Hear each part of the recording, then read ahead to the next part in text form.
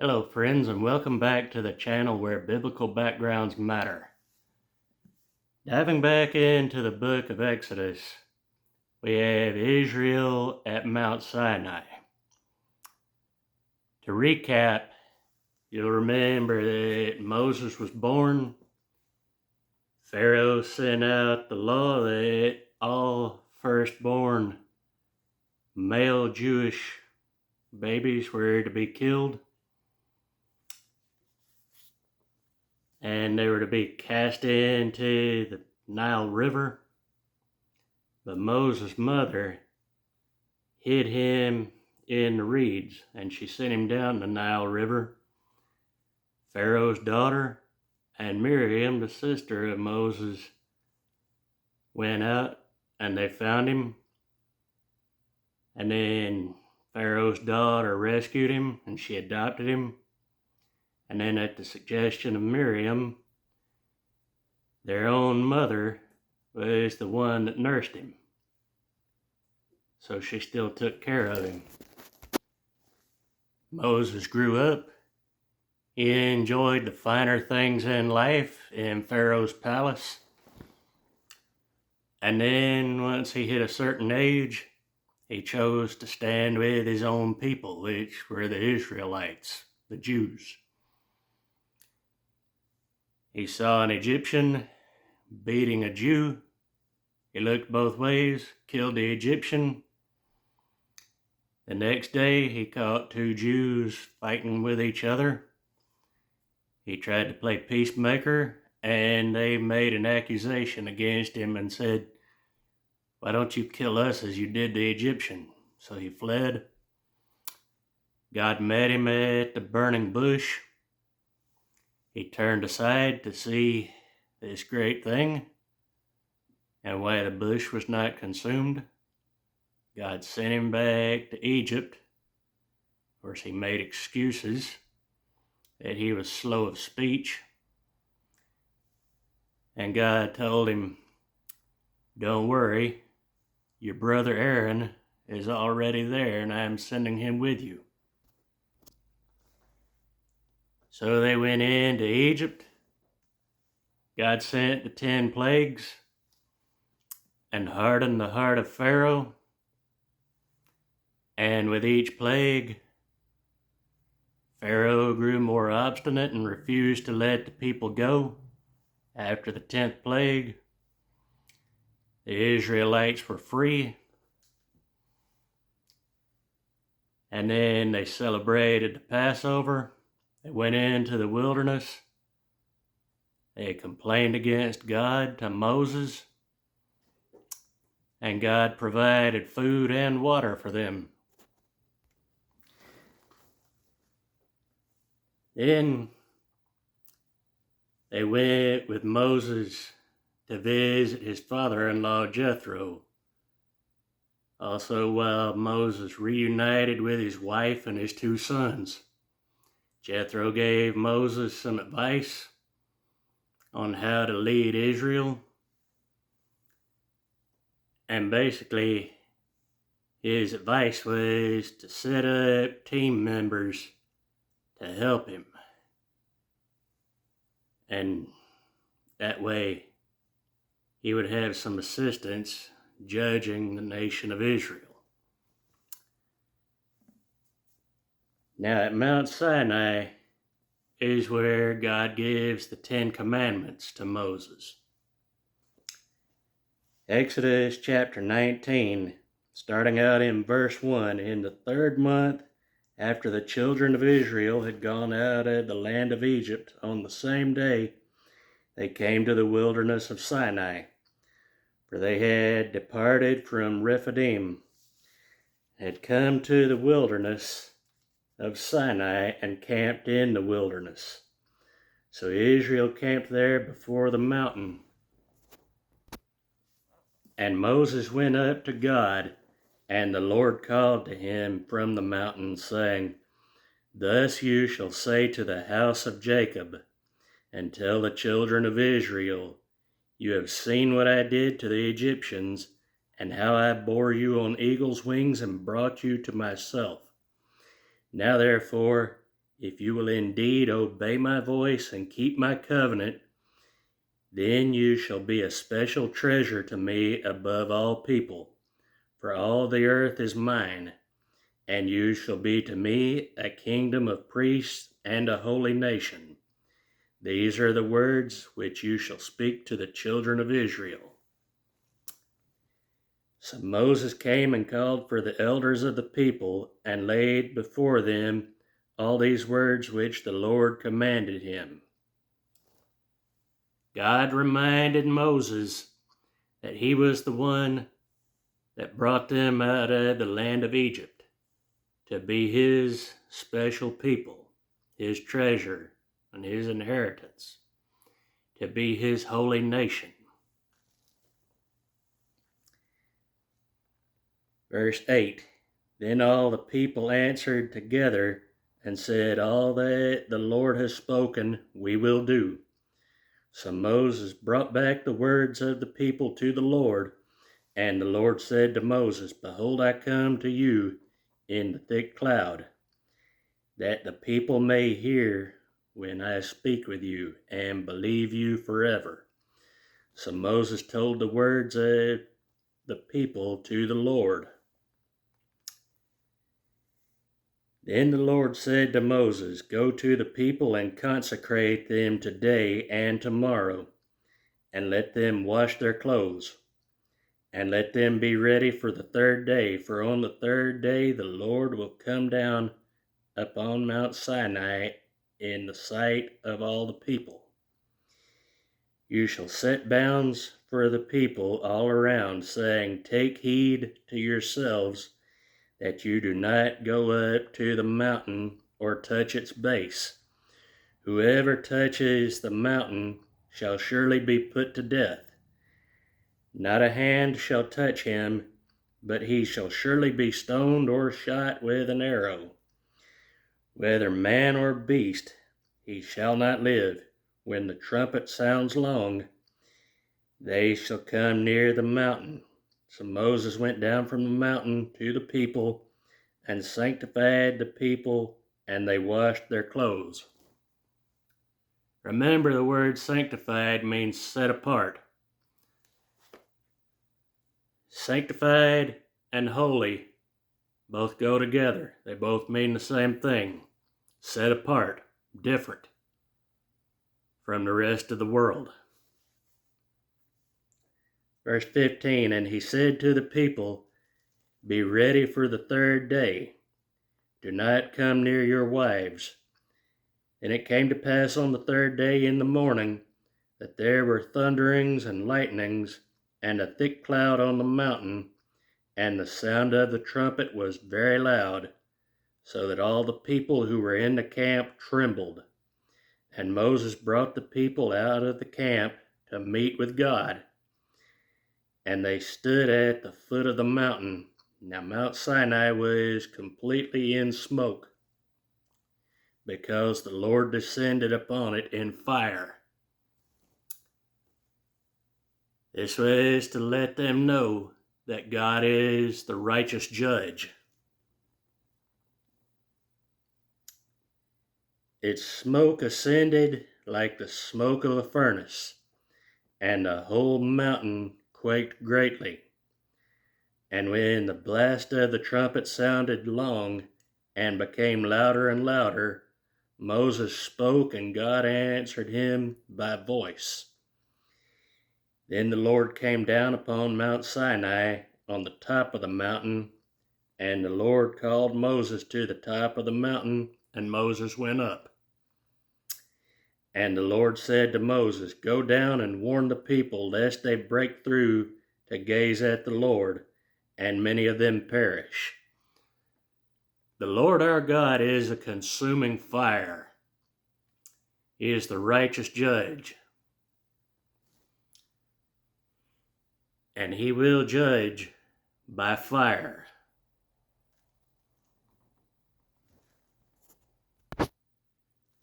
Verse 22, Also let the priests who come near the Lord consecrate themselves, lest the Lord break out against them. Consecrate means to humble or to purify, to keep oneself clean. Verse 23, But Moses said to the Lord, The people cannot come up to Mount Sinai, for you warned us, saying, Set bounds around the mountain and consecrate it. Then the Lord said to him, Away, get down, and then come up, you and Aaron with you.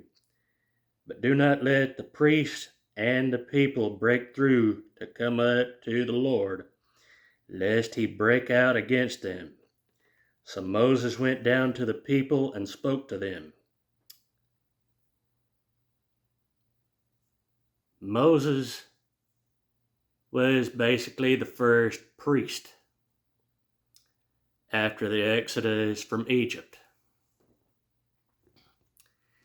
because he was a descendant of Levi. And he was basically a type of Christ.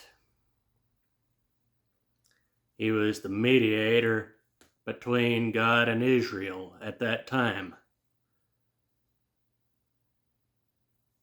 Now, as we get into Exodus chapter 20, we have the 10 Commandments, which are commonly called the Decalogue, which are the beginning of the law of God. And God spoke all these words, saying, I am the Lord your God, who brought you out of the land of Egypt, out of the house of bondage.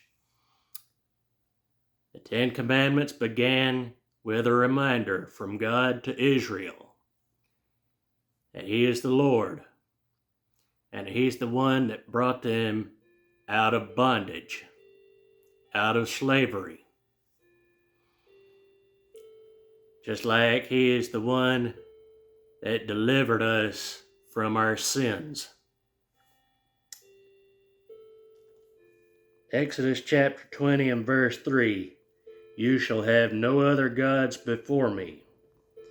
You shall not make for yourself a carved image, any likeness of anything that is in heaven above, or that is in the earth beneath, or that is in the water under the earth. You shall not bow down to them nor serve them, for I, the Lord your God, am a jealous God, visiting the iniquity of the fathers upon the children to the third and fourth generations of those who hate me, but showing mercy to thousands, to those who love me and keep my commandments. You shall not take the name of the Lord your God in vain, for the Lord will not hold him guiltless who takes his name in vain. Let's stop right there for a moment. There are multiple ways to take the Lord's name in vain. One is to say God in the form of a cuss word. And there are other ways, like naming God as Lord, but then not doing exactly what He commands in His holy written word. Acknowledging Him as God, but not truly worshiping Him. Those are all ways to take the Lord's name in vain. Verse 8, Remember the Sabbath to keep it holy. 6 days you shall labor and do all your work, but the seventh day is the Sabbath of the Lord your God. In it you shall do no work, you, nor your son, nor your daughter, nor your male servant, nor your female servant, nor your cattle, nor your stranger who is within your gates. For in 6 days the Lord made the heavens and the earth, the sea, and all that is in them, and rested the seventh day. Therefore the Lord blessed the Sabbath day and hallowed it.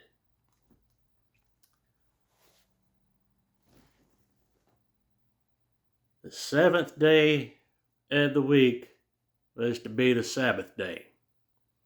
Now, on the Jewish calendar, a full week is Sunday to Saturday. So Sunday through Friday were work days. And Saturday was the day of rest, consecrated and sanctified to the Lord. There again, the word hallowed means holy. And the word holy, just like the word sanctified, means set apart and different.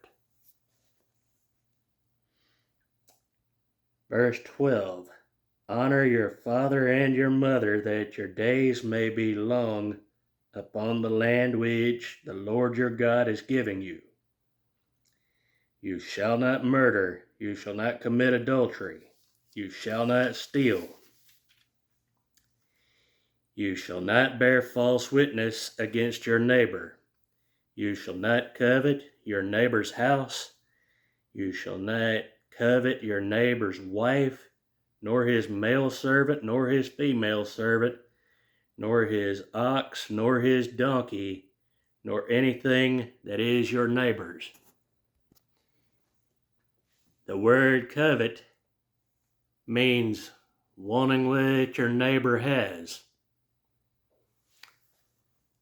The 10 Commandments were God's basis for judgment. They were given to Israel, and even Israel could not keep the basic 10 Commandments. They did not keep the basic 10 Commandments.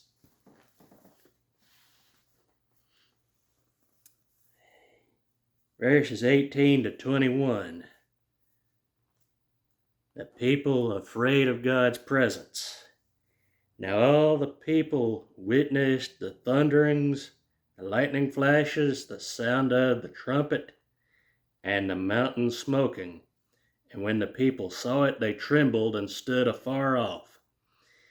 Then they said to Moses, you speak with us, and we will hear, but let not God speak with us, lest we die.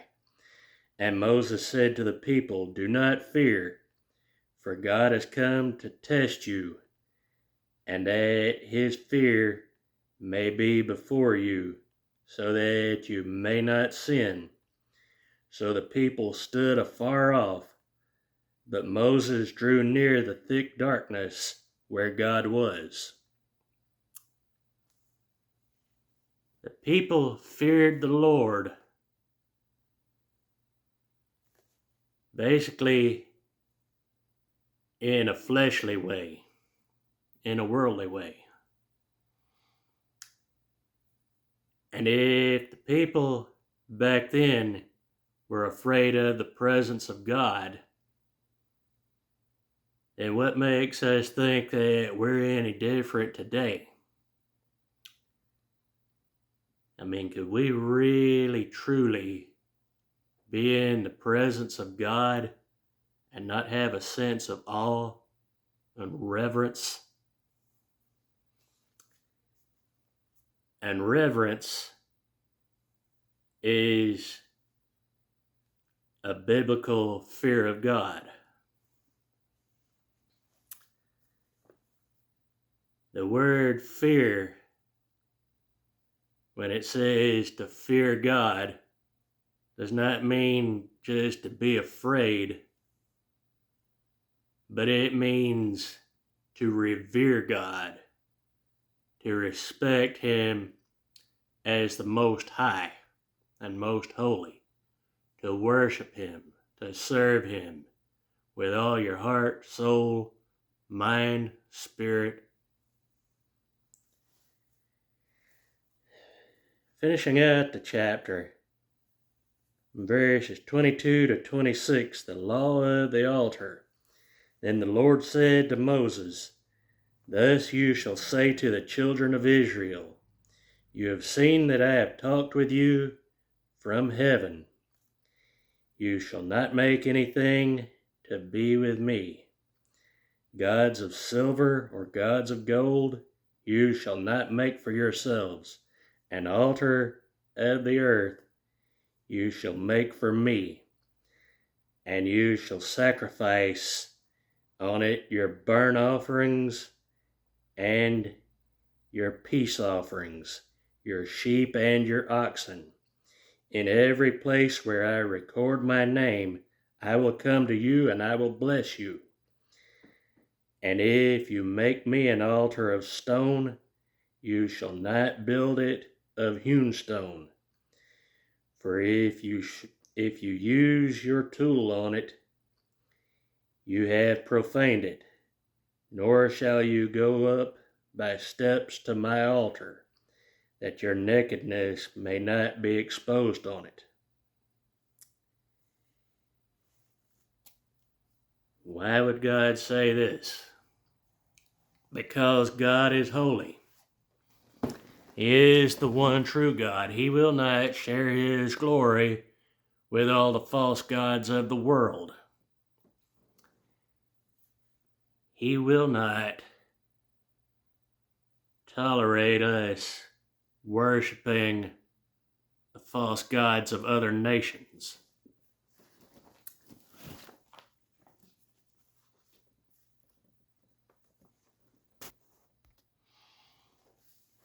See, all other gods were created idols.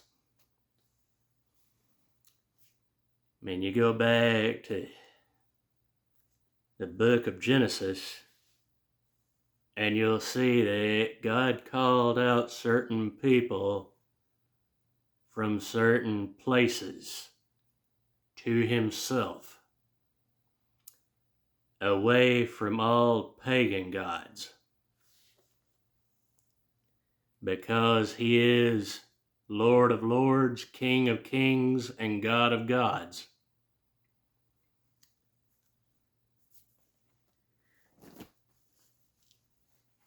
So we'll leave it there for tonight. May God bless you. Remember to leave all comments and questions down in the comments section below. If this video has been any help to you at all, hit that thumbs up button down in the link below. And remember, biblical backgrounds matter.